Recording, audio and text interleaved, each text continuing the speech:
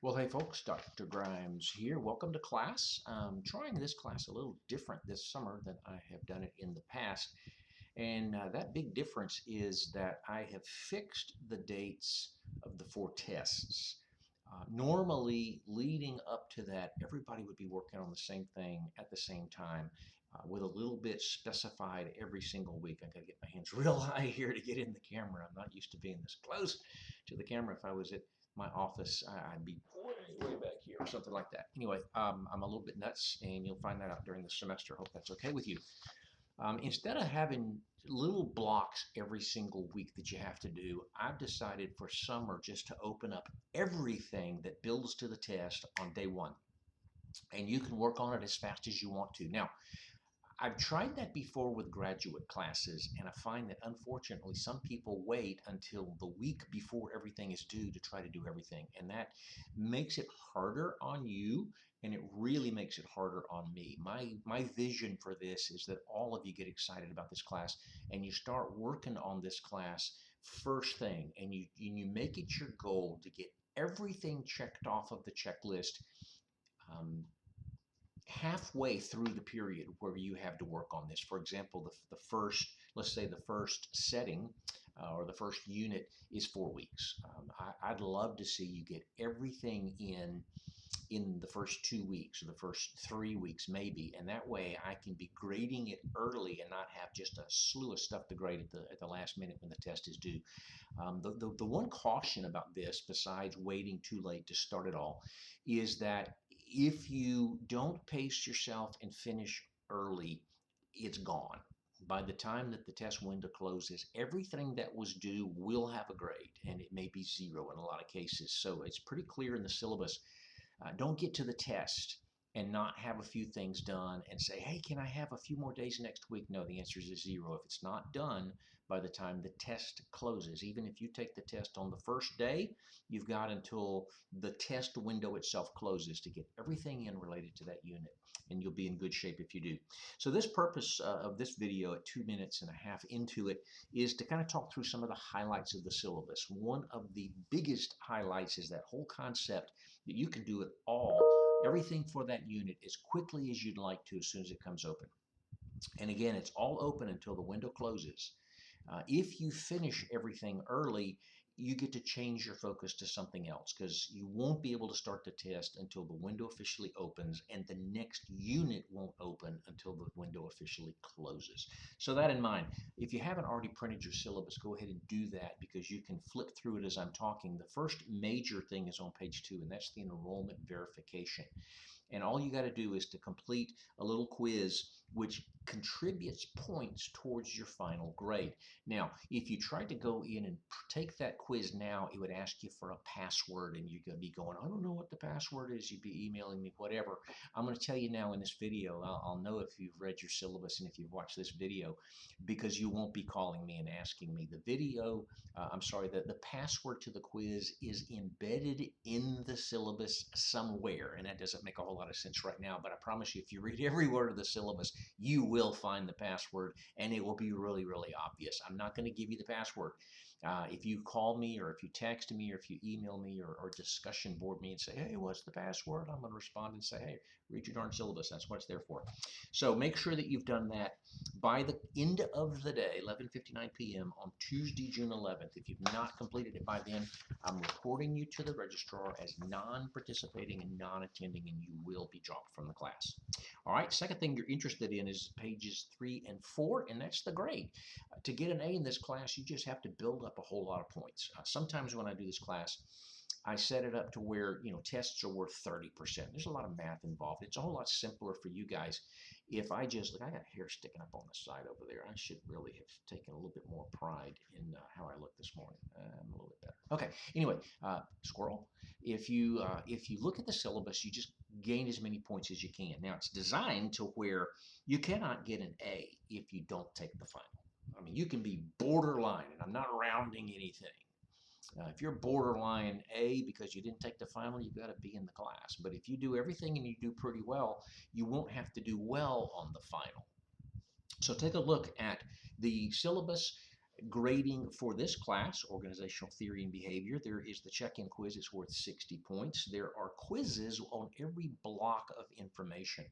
Most chapters, we're not going to do chapter 8. I think that's the only one we don't do. But we're not going to do chapter 8. But every other chapter is blocked out into, most of them are blocked out into two parts, an A and a B. So for example, chapter 4, I think, only has one part. Chapter 15 only has one part. But every other chapter, 2, 3, 5, 6, 7, 8, whatever, has two parts, 5A, 5B, 3A, 3B. And you'll have to read a little bit in the online textbook, and then you'll have a quiz over that. But when you've read it, when you've opened it up online and you've read through it, there's also a PowerPoint that goes with that set of reading, and there is a video that I've recorded where I talk through it. If you'll read it, if you'll look at the video and watch the video all the way through, and you'll look over the PowerPoint while I'm talking about the video, there's no reason you shouldn't get 8s, 9s, and 10s on a 10-point quiz for that thing, because I go over all of that stuff. Now, some of the quizzes have just little, I think different ways at different times. I don't remember what this one looks like, but chances are good that sometimes the quizzes will have something stupid like put D as the answer to this question, or this is a true-false question when it's really a multiple choice question, and you'll put false or whatever. So there'll be some gimme questions that are worth a little bit more just to help boost your grade. But 24 quizzes, they contribute 10 points apiece, 240 possible points. Again, all of them are open from day one. All of them have to be finished by the time that the exam closes. Then, periodically, related to the topic, you'll have to do a little assessment. In some cases, it's a link that you go to on a website, and you answer the questions, or you score them 1 to 5 or whatever, and it comes back with a number and a rating. If you score in the 12 to 15 range, you're moderate on this, and this is what it means. Others are Word documents that you will print and that you will score. Again, it's usually a 1 to 5, 1 to 7 kind of thing. Rate the degree to which you the degree to which you agree with this particular statement, and then there'll be some instructions on how to grade it. So there'll be a series of 29, I think it is, assessments over the course of the semester. And as you do one of them, you'll make notes on your scores and what they mean interpretation-wise, and some thoughts about what you've learned about yourself as a result of seeing that score and taking that assessment. And then for each one of the units, there'll be a kind of a recap. I call it an assessment recap, and you'll pick one of those assessments. In some cases, maybe the first one, there's 4 assessments. In one of them, there's maybe like 9 assessments. You pick one of them, and you tell me in that assessment recap basically which one you're talking about. It's maybe the assessment is trying to measure how well you deal with change or something like that, or how well you work in teams versus alone, or whatever. And you'll tell me which assessment number, A12 or whatever, and the title, and then you'll give me the score. I scored a 14 on this, or on the task behaviors I scored an 18, and on the people behaviors I scored a 10, and this is what those scores mean. And then you'll have a paragraph, 3 or 4 or 5 sentences where you tell me what you think that means and how you see that in your life. Or when you asked your partner about it and they said, oh yeah, I see that all the time, and here's an example of what you do that does that. Tell me a little story about that. The way that these will be graded is partially, did you tell me which one it was? Did you give me the score? Did you give me the interpretation?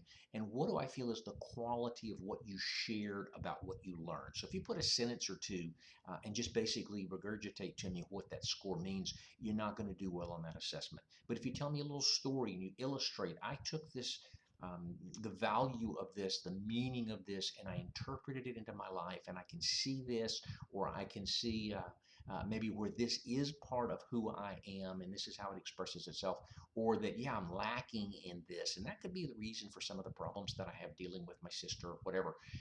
But a little story, a good solid paragraph, 5 or 6, 7 lines with several different sentences and a theme throughout. So there's 4 of those recaps where you pick one of the assessments in that block and talk to me about it. Those are worth 25 points apiece. Then for each unit, there's also a concept activity where we take one main idea. There'll be some very specific instructions, and you will apply the concept to a particular setting. Those are worth 50 points apiece. Again, there's very specific instructions. Maybe there is a list of 6 things and you have to go out and you find an example of each of the 6 and talk about that and tell me why that's an example of the 6. The grading on that, again, is going to be related to the thoroughness of your thought, the depth that you put into your answer. If you do if it's got 6 pieces to it and you do a sentence about each piece, there's not much depth to that, so you won't do well. But if you do a paragraph of 3 or 4 sentences per each one and you really think about that concept and recognize it in the real world and give me an example of it from the real world, then you'll probably do well. 4 of those 50 points. And then there's 4 exams. The first 3 are well, all 4 of them are multiple choice and true false and a few short little essay, not necessarily fill in the blank, but some cases it's list 4 things, or it may be, in a few sentences, define this or tell me that or give me an example of this. The 4th exam, the final, is a little different from the first 3. The first 3 are just over those chapters in that unit. The 4th exam is over the entire course. Now, the first 3 exams, I will take questions word for word from those exams. So you'll be seeing them for the second time. And that's like 3/4 of that final exam. The last 1/4 of it is from the material that you've covered since exam number 3. So I've set up the grade book and everything. I've set up the quizzes and the tests to where you can go back in them after you've completed them and you can see all the questions again and the answers that you put. I don't think that I told it to tell you what you got right and wrong, but you can at least look over them and try to figure out what the right answer is, and you can use those to help you study for the test and then for the final. So a total of 1,000 points. You've got to get 900 to get an A.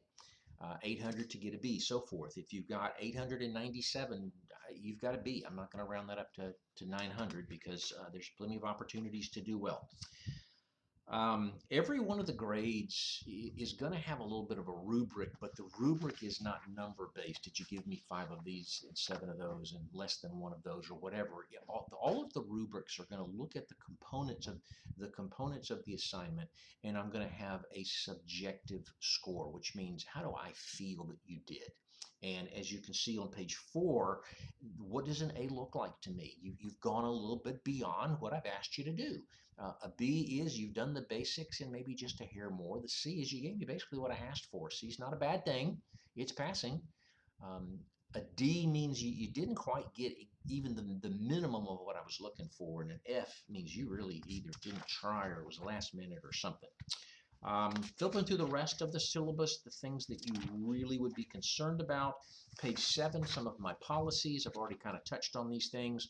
I'm not going to give you grace after the exam period closes. If you haven't done work, it's a 0. If you know right now you're going to be out of town or you're going to be going through a medical procedure or there's something big, grandma's going to have a surgery that week or whatever, tell me now if it's going to impact an exam, and I'll work with you to try to help you figure out how to do it a little bit earlier, a little bit late. But I'm not going to be real receptive if we're in the middle of the window and you say I'm having computer problems or whatever. Plan ahead of time, and I'll try to plan with you. Everything else has got to be done by the time the exam closes. On the last page, the main dates, you can look and see in each one of the units what the things are that we're doing in this particular syllabus. The reading is in little blocks online. There's section 2.2 and 2.3, and you have quizzes and assessments and activities and whatnot. And I've given you the date with the exams in. It's all in the syllabus. Hopefully you've printed that and you've looked at it. That's enough for now. It's almost 14 minutes into this video. If you have questions, there's a discussion board that's called Ask Dr. G. Go out there and put a note on there and I'll respond to it. You've got my cell phone number in the front of the syllabus. Text me. Make sure you tell me who you are and that this is org theory. You can put 3680 or whatever if you want to, but it's going to slow me down if I've got to go through the grade book and everything and figure out whether you're part of this class or that class or whatever. So make sure you tell me who you are and which class it is, and then shoot me the information. I'll be pretty good about responding at least within a day. Most of the time, unless I got something going on personally, I'll respond really, really quickly for you. Hope that you're looking forward this semester, this summer, to learning about yourself and to start learning about others and how you can interact with them better. That should be what you come out of this class with. It's a very worthwhile class, and I'm glad you're in it. Hope you don't have any questions, that that's answered everything for you. At 15:05 now, I'll say goodbye, but you'll have other videos from me coming up. Let's have a great semester.